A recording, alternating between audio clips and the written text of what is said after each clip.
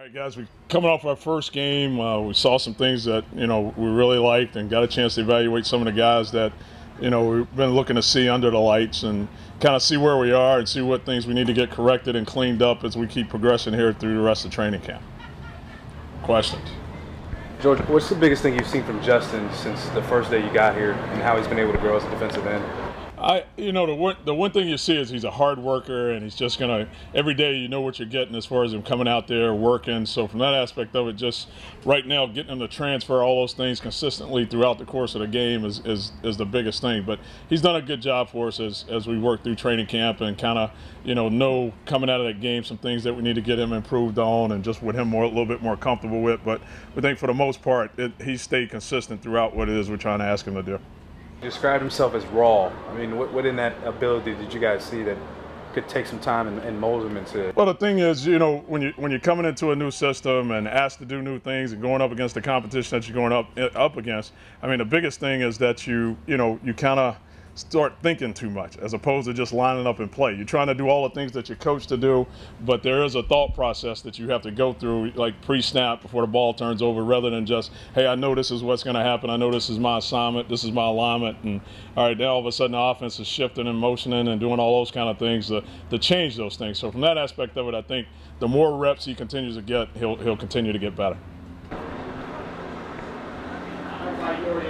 What did you think of Adi Cole's performance on Sunday? I know Adi did a good job. I think he's been solid throughout, camp, and he carried that over the other night in the reps that he ended up getting. And just building off of last year. I mean, he kind of came on at the end of the year for us last year. He's worked his butt off this off season and got in the first game and had a good outing. He was solid in everything we asked him to do.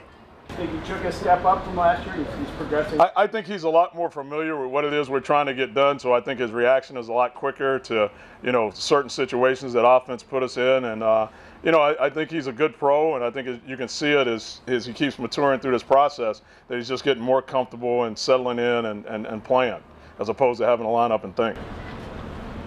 Coach, I missed your opening remarks, but this is your last sort of state address in Mankato.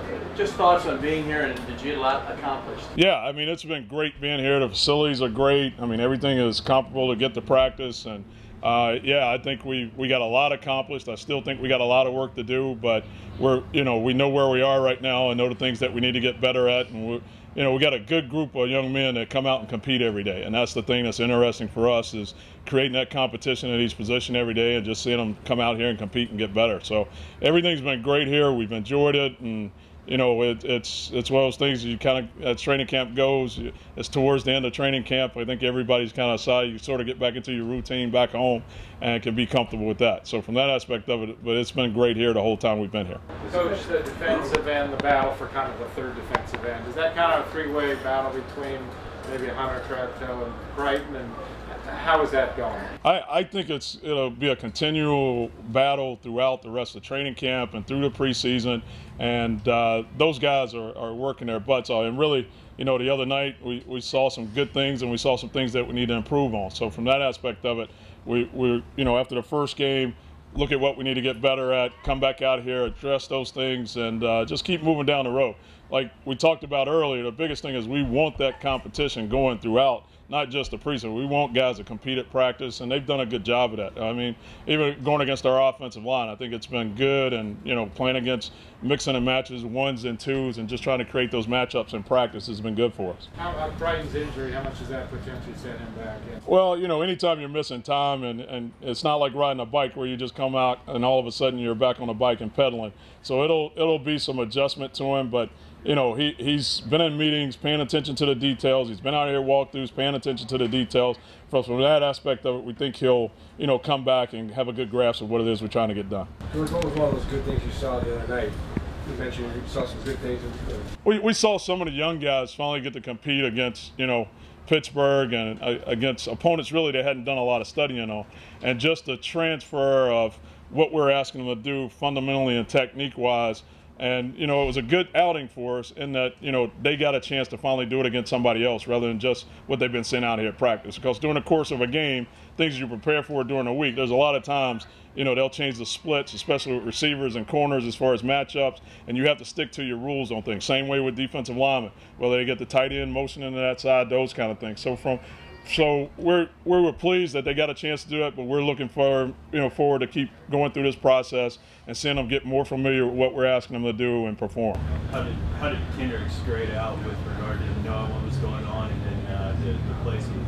I think he did a good job for his first game out. Kendricks is a guy that wants to make every play, and the thing is, you know, get him to slow down, and he did a good job with the communication and all those things from the mic position, and you know, he did a good job of handling his assignments. And the biggest thing is just, you know, with alignments and shifts and motions that the offense giving us, just getting them to calm down and not overrun the ball, over pursue, and good angles in the open field and all those kind of things. But we're pleased with where he's at, you know, and look forward to keep working through this process with him. Where does he rank instinctually? He's a very instinctive guy. I mean, whether it's the run or the pass, I mean, he's got good instincts on both sides of it. He's a true student of the game. He's going to work his butt off. And the biggest thing is him just learning that, you know, he's not going to make every play, to just sort of slow down, leverage the ball. And we're looking forward to him just keep progressing through this. He did a good job the other night, though. Kendricks had one play where he blitzed in pretty cleanly. Was that drawn up as a delayed blitz, or was that kind of just him? Yeah, based off what they're doing protection-wise, that blitz, that's why he ended up coming free, because he saw the protection and executed it, you know, nicely. The center turned away from him, and they didn't have anybody to come back and block him. But he did a nice job there. He also had a blitz earlier where he did a nice job coming off and picking, and he didn't end up getting a sack, but he helped us, you know, as far as getting the guy around to get the sack. So he did a nice job in his blitzes that we call with him in there the other night. That was good. Thoughts on Hodges? Thoughts on Hodges not yet, you know, a week or so to kind of get an occasional look at him in middle linebacker? The one thing we've talked to Hodges about is being consistent, and that's the one thing he has done during this training camp. I mean, he's played every position we've got at linebacker, whether it's been in our base package or our sub packages throughout the training camp. And I'll tell you what, he's really handled it pretty good. Now, you know, when you go to the Mike linebacker, there's a lot of things with alignments and those kind of things that change from being outside that we got to, you know, keep working with him to get him comfortable with. But we're pleased with where he's at right now, and just look further, you know, him competing to go down the road with it. Okay? All right, thanks. Yeah, we're playing games now. It's getting a little more serious. Norv, how's Adrian doing after the little bumps and bruises that he had yesterday? Yeah, you know, Coach Zimmer obviously gives the injury reports, but I talked to Eric Sugarman, and you know, we all held our breath for a second. Adrian's fine. What were your big takeaways coming out of the game, and what kind of stood out to you for what you guys were doing offensively? Well, the things that were important to me, as I told our guys, as a unit, I wanted to go manage the game. That's the thing you want to get done in the first game, and I thought we did that well. You know, we had one false start real late in the game, and other than that, we were pretty clean. Individually, you want to see those guys who are playing for the first time this year, and some of them playing the first time in the NFL, to go manage their game, do the things they need to do in terms of playing against the defense, playing against the player they were playing against the looks, and we had good efficiency in terms of not having major mistakes and not turning anybody loose, handling the things that Pittsburgh did. How about a preview of Tampa Bay? Just keep building on what you did in Week 1 to the Tampa Bay game. Yeah, the good thing in the preseason is it is preparing you for the regular season in a lot of ways, and in one way is in a short period of time we got to prepare for a dramatically different defense. So our players, our veterans, understand it. It's a reminder for them, but the young players realize all of a sudden this is a whole different defense we're seeing, and even though we're running mostly the same plays, they're blocked different, they're read different. The whole circumstance on how we're going to attack Tampa is totally different than Pittsburgh. So it's a good preparation for our guys, you know, to do it because we're in camp. We had a normal training camp day yesterday, you know, pretty much a normal training camp day today. We walked through some Tampa stuff this morning. Tomorrow will be our day of preparation. So, you know, it's a good eye-opener for the young guys that how quickly you have to, you know, switch gears. Just talk about Pruitt, your rookie tight end. Did you think he would be this good? You know, you probably would have drafted him earlier if you did. I mean, just your thoughts on. Well, you know, I think we all were excited we were able to draft Pruitt, and the things he showed us on tape, and the things he showed us in May and June, are the things he's shown us all through this camp.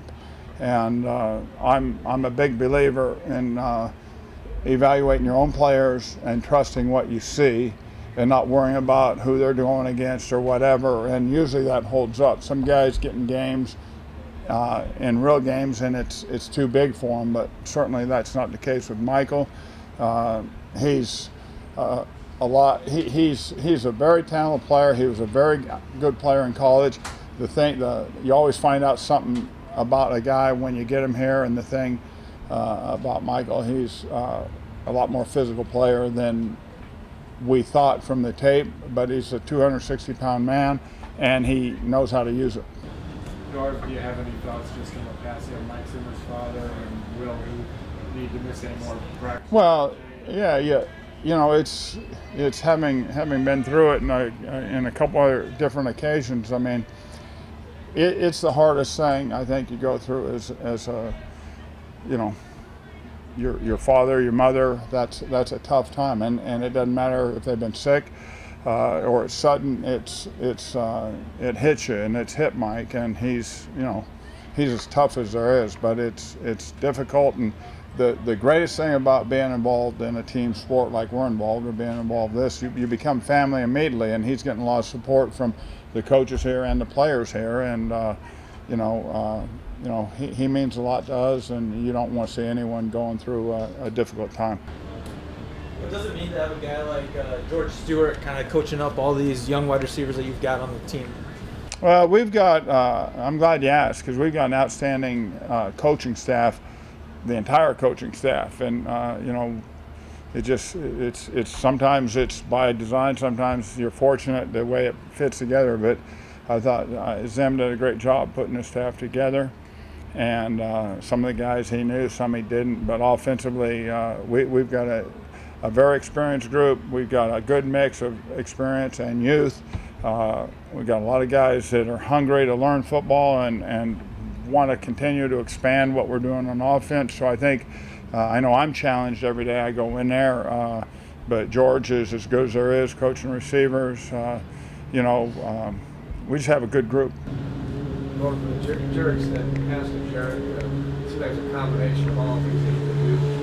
With the move, making the guy miss, and then running over the quarterback at the end zone. Well, I tell these guys, and I start in mini camp, and we throw the ball to the tight ends and backs a lot. Then we throw, you know, a good mix. We throw the ball up the field a lot, but we throw a lot of short, high percentage passes. And, you know, all during spring and all during training camp, we're not tackling. And the guy comes up and puts his hands on you, and everyone says, well, he had him tackled. And I tell our guys when we start playing, I told them last week, now we're playing tackle football, you know, and that's what you have to do. You tackle, and if you're throwing the balls we throw and you get one-on-one, you've got to make a guy miss, like Jarek did. And when you make a guy miss, it turns into a big play. And I was explaining to someone yesterday, I don't care if the ball is thrown 16 yards up the field to get 16-yard gain, or it's thrown a yard behind the line of scrimmage to get a 16-yard gain. Those 16 yards count. And usually, if you're good at throwing to the backs and tight end, it creates opportunities to throw the ball up the field. And if you're good throwing the ball up the field, it creates opportunities to throw the ball to the back. So we may go through three games and not get big plays of receivers, but if we're being efficient and effective, those big plays will come. Norv, before yesterday with Adrian, how quickly was he able to kind of get back into the flow of what you guys were doing and pick up everything that she's been? With us? Yes. To me, it was about a day. I mean, when he got back in here and started practicing, you know, we obviously feature the things he does best. So his recall was outstanding. The things we put in last summer when he was here with us, you know, he runs extremely well. He keeps himself in great shape. He's a great competitor. So, you know, I don't, if someone showed up and hadn't been around for a year and went out and watched practice, I don't think they could tell you that he'd ever been away from us. Would he do anything in practice this afternoon? I would not expect him to. Again, I don't have that information, but I wouldn't expect him to. But you said earlier he's fine. Yeah. However, in terms of Teddy, just as a second-year quarterback, does he need more playing time in the preseason than, say, a guy who's been starting for 5, 6, 7 years, or how do you? I think everybody, I don't care how long you've been playing, and the best players I've been around who've played a long time want to play, and they want to get reps, and it wasn't a lot. I think Teddy got 10 or 12 reps, but getting back in there and that feeling you get, that first snap, that feeling you get the first time you walk from the sideline to the field, I don't care how long you've been doing it, you get butterflies, you get the energy, your heart starts speeding up. I mean, that's the excitement of playing this league, and you know, if he doubles the number of snaps he got last week, that'd probably be good for him. And we have, you know, we evaluate it each week and see how we're going.